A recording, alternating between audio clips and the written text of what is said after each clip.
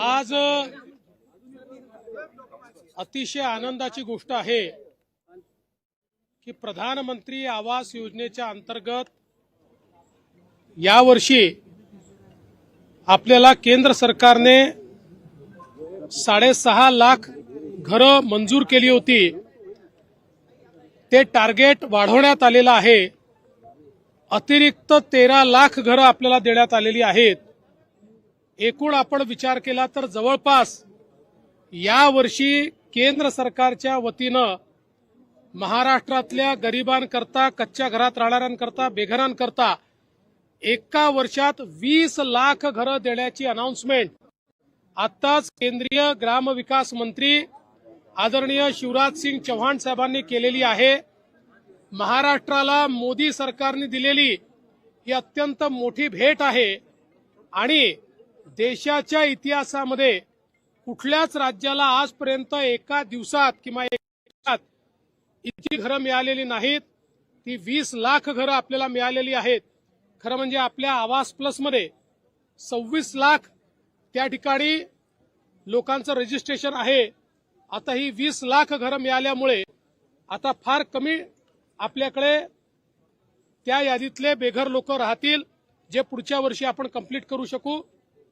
त्याचसोबत एक अजून महत्वाची अनाउन्समेंट त्यांनी केली आहे की पूर्वी सर्वेक्षणामधले जे निकष होते ते निकष देखील आता त्या ठिकाणी डायल्यूट करण्यात आलेले आहेत। ज्यांची नावं सुटली होती आणि जे खरे बेघर आहेत, मग ते शेतकरी असो, महिला असो, अशा सगळ्यांना नव्या सर्वेक्षणामध्ये त्या ठिकाणी इन्क्लूड करण्यात येणार आहे। ती जी यादी बनेल त्या यादीतल्या लोकांनाही येत्या 5 वर्षामध्ये घरं द्यायची हा निर्णय माननीय मोदीजींनी केलेला आहे आणि तोच संकल्प आज शिवराज सिंग चौहान साहेबांनी या ठिकाणी सांगितलाय।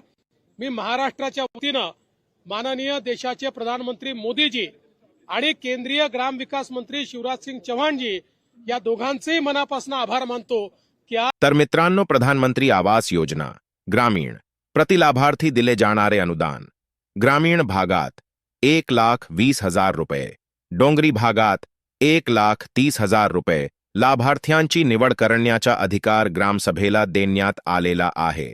लाभार्थी निवड प्रक्रिया सामाजिक आर्थिक जात सर्वेक्षण 2011 सन 2011 मधील सामाजिक आर्थिक व जात सर्वेक्षणातून प्राप्त झालेल्या प्राधान्यक्रम यादीची जनरेटेड प्रायोरिटी लिस्ट माहिती आवास सॉफ्ट या पोर्टलवर उपलब्ध आहे।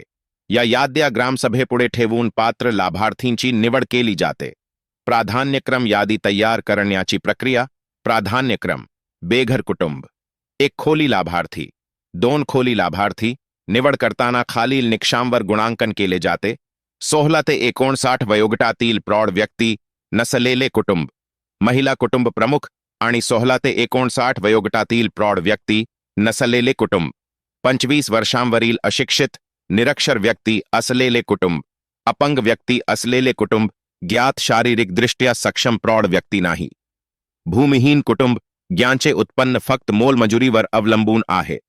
गुणांकनानुसार प्राधान्यक्रम यादी तयार करणे ग्रामसभा गुणांच्या उतरत्या मांडणीने प्राधान्यक्रम यादी तयार करतील। अर्ज कुठे करावा? ग्रामपंचायत, पंचायत समिती। तर मित्रांनो, आजच आपला अर्ज दाखल कर व नवीन योजना संबंधित अपडेट्स साठी आजच आमच्या योजना पाठशाला या YouTube चॅनलला सबस्क्राईब करा।